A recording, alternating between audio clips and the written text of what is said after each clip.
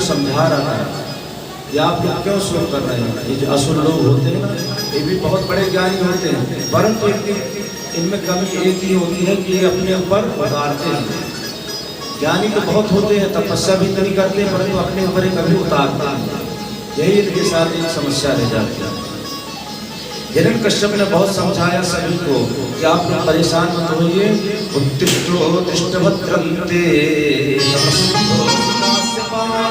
भरतो प्राप्तो प्रीतामीप्सितो मनः। हिरण्यकश्यप ने सोचा मैं तप करूंगा, तपस्या करूंगा और अमर होने का वरदान मांगूंगा। हिरण्यकश्यप तपस्या करने के लिए जाते हैं और तपस्या करने के लिए जैसे गए कि यहाँ देवताओं ने क्या किया कि बृहस्पति को सुख बना करके पक्षी बन करके बृहस्पति आ गया, तोता बन के आ गया। और जहाँ हिरण्यकश्यप तपस्या कर रहा था वहीं पर बृहस्पति जो सुख बन के आए थे, तोता बन के आए थे, पेड़ की ओट में बैठ करके जैसे हिरण्यकश्यप ने आंखें बंद की, नारायण नारायण नारायण। हिरण्यकश्यप तुरंत आंख खोल करके देखा रे कौन मेरे दुश्मन का, मेरे शत्रु का नाम ले रहा है। और जैसे ही आंख खोल करके इधर उधर देखता है तो नाम बंद हो जाता है, फिर आंख बंद करके बैठ जाता तो फिर नारायण नारायण की आवाज आती है। हिरण्यकश्यप बड़ा परेशान हो गया और सीधे अपने घर में आ गया। और घर में आया, भगवान सुखदेव कहते हैं कि राजन देवताओं का जो काम था उसकी तपस्या में भंग डालना, विघ्न डालना, वो सफल हो गया। अब तो महाराज घर में आया और कयाधु ने पूछा क्या हुआ। हिरण्यकश्यप ने कहा बताऊं क्या बताऊं क्या हुआ। अरे बताइए तो सही क्या हुआ। बोले अरे मेरे शत्रु का नाम ले रहा था कोई वहां। आपके शत्रु का नाम कौन है? आपका शत्रु? अरे मेरा शत्रु वही देवताओं का जो हितैषी, कौन है आपका शत्रु? अरे बोले वो नारायण। इस प्रकार से करते करते कयाधु ने सारी रात अपने पति से नारायण नारायण करके सहस्र बार अर्थात 1000 बार नाम उच्चारण करवा लिया। और उसी नाम उच्चारण के बीच में ही कयाधु के उदर में एक बालक का आगमन हुआ, प्रहलाद जी का आगमन हुआ। अब तो हिरण्यकश्यप सभा में जाते तो सब लोग पूछते महाराज आप तपस्या करने गए थे कैसे आ गए। हिरण्यकश्यप कहता कि मेरे शत्रु का कोई नाम ले रहा था। कौन नाम, क्या नाम है? तो हिरण्यकश्यप चिल्ला करके डांट करके बोलता कि नारायण नारायण। इस प्रकार से जाने कितने बार उसने सहस्त्रावर्तन कर लिया था और करते करते करते लाखों की संख्या में उसने भगवान का नाम जप कर लिया। और फिर से हिरण्यकश्यप चला जाता तपस्या करने के लिए। और इधर इंद्र को बात पता चलती है तो इंद्र कयाधु को मारने के लिए आते हैं और घसीटते हुए ले जाने लगते हैं। तो मार्ग में नारद जी आ गए, बोले क्या कर रहे हैं, आपको शर्म नहीं आ रही है? एक स्त्री को पकड़ के आप खींच करके ले जा रहे, मार रहे हैं, लोग क्या कहेंगे? इंद्र ने कहा कि इसके उदर में मेरा शत्रु पल रहा है। इंद्र ने जब इस प्रकार से कहा तो नारद जी ने कहा आपने कैसे जानी कि इसके उदर में शत्रु है आपका? उदर हो सकता है इसके उदर में जो है आपका मित्र बन जाए या भगवान का बहुत बड़ा भक्त। आपने कैसे जान लिया कि इसके उदर में शत्रु है, कोई असुर ही है जिसने अभी जन्म नहीं लिया, उसके विषय में आप ऐसी बात कैसे कर सकते हैं? छोड़िए इसको। और नारद जी तुरंत उसको छुड़ा करके कयाधु अपने आश्रम में जाते हैं और नित्य प्रति संध्या वंदन करते सत्संग होता। और कयाधु उसी अवस्था में सत्संग श्रवण करती थी, कथा सुनती थी, प्रवचन सुनती थी। अंदर उधर में जो बालक था उस पर इसका बड़ा प्रभाव पड़ता था। और धीरे धीरे धीरे धीरे समय आया तो कयाधु ने एक बालक को जन्म दिया जिसका नाम प्रहलाद रखा।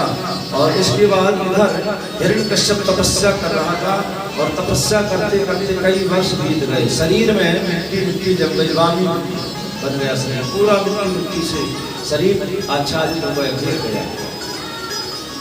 अब तो सभी देवता परेशान हो गए। ब्रह्मा के पास गए, ब्रह्मा जी ने कहा परेशान मत होइए, अभी मैं जा रहा हूँ और सब ठीक हो जाएगा। ब्रह्मा जी आए और देखा कि यहाँ तो पानी दिख रही, मिट्टी मिट्टी दिख रही। तुरंत ब्रह्मा जी ने जल लिया और उसके ऊपर छिड़क दिया। जैसे ही छिड़का तो उसका स्वरूप जो शरीर था फिर से दिव्य स्वरूप में परिणत हो गया।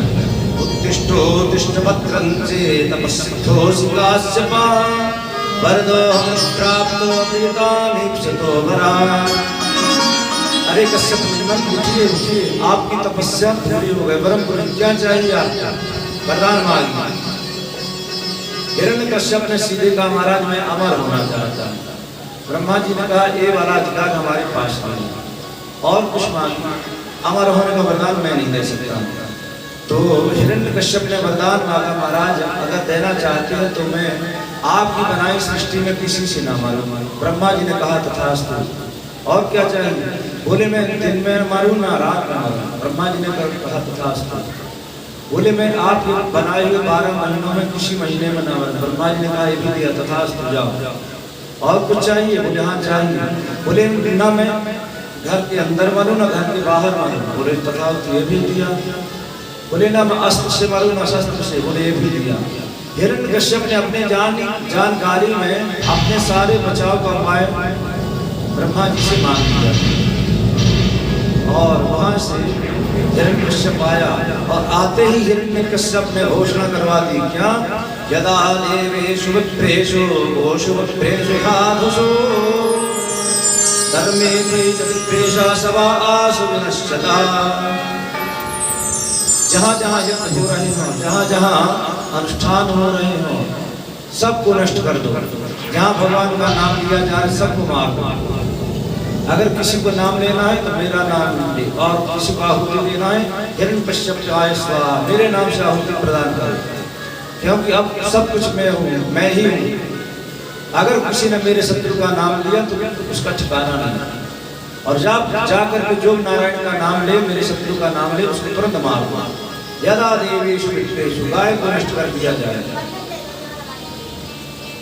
और इस प्रकार से हिरण्यकश्यप ने सबको आदेश दे दिया।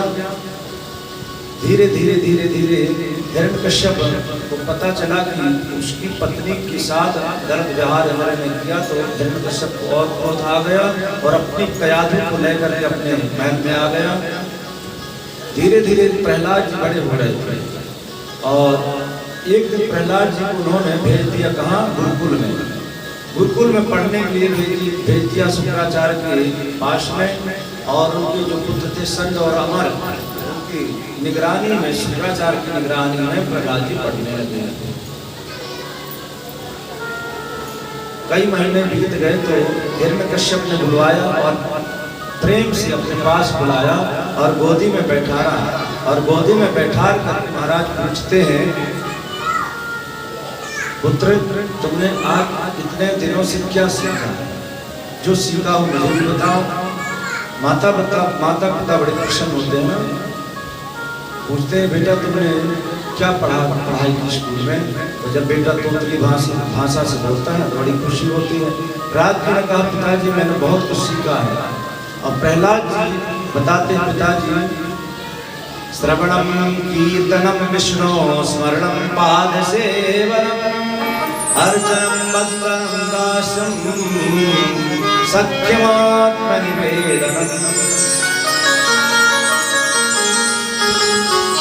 मैंने सीखा है कि 9 प्रकार की विधाएं, 9 प्रकार की विद्याएं मैंने सीखी हैं। श्रवणम कीर्तनम विष्णु, सबसे पहले तो भगवान के विषय में सुनना चाहिए, और जब सुनेंगे तो सुन करके कीर्तन करना चाहिए। श्रवणम कीर्तनम विष्णु, फिर उसका चिंतन करना चाहिए। पाद सेवन, उसके बाद भगवान के पाद से अर्थात चरणों में पखारना चाहिए। जब इस प्रकार से वर्णन कर रहे थे हिरण्यकश्यप के सामने, तो प्रहलाद जी को देख करके हिरण्यकश्यप को बड़ा गुस्सा क्रोध आया। अरे ये मेरे शत्रु की प्रशंसा कर रहा है, आखिर ये पढ़ाई क्या कर रहा है? और तुरंत गुरु को आदेश दिया कि आप क्या पढ़ा रहे हैं इसको? उल्टा सीधा पढ़ा रहे हैं। अपना जो सिलेबस है उसको पढ़ाइए, अपने जो राज्य का जो सिलेबस है उसको पढ़ाइए। फालतू की विद्या इसको क्यों सिखा रहे हैं? दूसरे राज्य की, दूसरे देश की विद्याओं को आप क्यों उस पर थोप रहे हैं?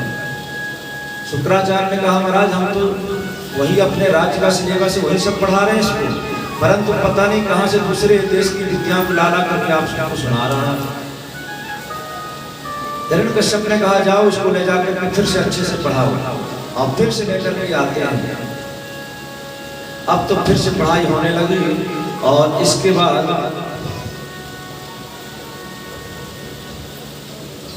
एक दिन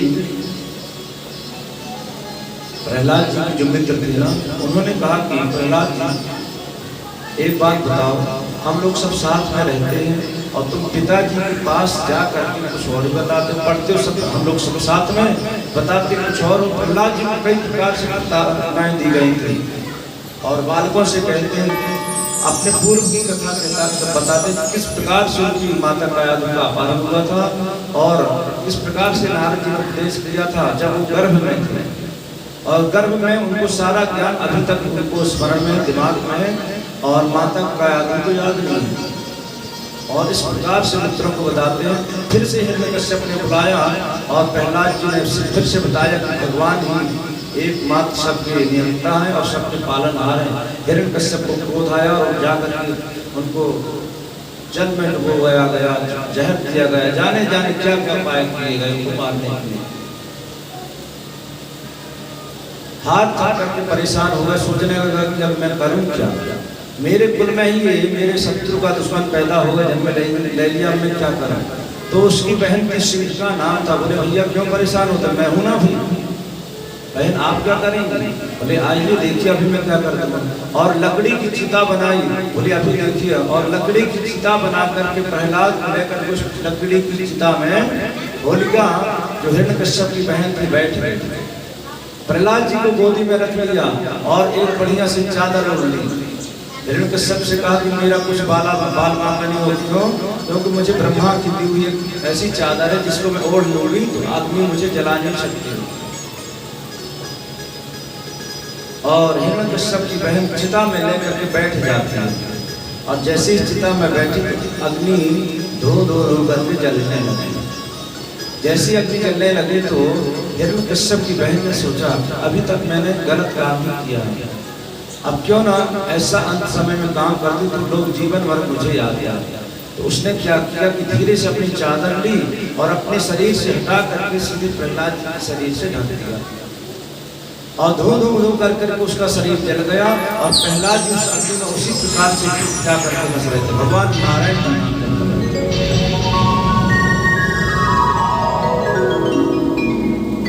और तभी से होलिका महोत्सव, होलिका दहन का उत्सव मनाया जाएगा। इसके बाद हिरण्यकश्यप बड़ा परेशान हो गया। प्रहलाद जी के मित्रों ने कहा प्रहलाद क्यों इस प्रकार से आप करते हैं। और बहुत सुंदर वार्तालाप होती है। हिरण्यकश्यप बहुत प्रयास किया प्रहलाद को मारने का, मार नहीं पाया। सुखदेव स्वामी कहते हैं कि प्रहलाद के जो मित्र थे उससे कहते हैं प्रहलाद तुमको इतना परेशान किया जाता है, शस्त्रों से मारा जाता है, जलाया जाता है, परंतु कष्ट हमको होता है, तो क्यों नहीं तुम छोड़ देते। प्रहलाद ने बहुत सुंदर उपदेश किया उन सबको। कौमार आचरित प्राज्ञो धर्मान भागवतान। अरे मित्रों, अगर किसी को भगवान को प्राप्त करना है तो कौमार अर्थात छोटी अवस्था से ही उसको लगना पड़ेगा, तब जाकर के भगवान को प्राप्त कर सकता है। करते करते कई घंटे बीत गए। मित्रों ने कहा सुनिए अब बहुत देर से तुम्हारा सत्संग सुन रहे, प्रवचन सुन रहे हैं, अब चलो थोड़ा खेल कूद लेते हैं हम लोग। प्रहलाद ने कहा चलो खेलते हैं, परंतु आज जो मैं बताऊंगा वो खेल खेलेंगे। अब प्रहलाद जी ने क्या किया, किसी के हाथ में झांझ दे दिया, किसी के हाथ में मंजीरा, किसी के हाथ में ढोल और बहुत सुंदर संकीर्तन चलने लगा। अब तो प्रहलाद जी संकीर्तन गा रहे, साथ में उनकी मित्र मंडली संकीर्तन गा रही है। आइए सब लोग मिलकर के भगवान प्रहलाद जी के साथ भगवान का चिंतन करते हैं। और हिरण्यकश्यप किस प्रकार से परेशान होता है। राधे राधे कृष्ण राधे राधे राधे राधे कृष्ण राधे राधे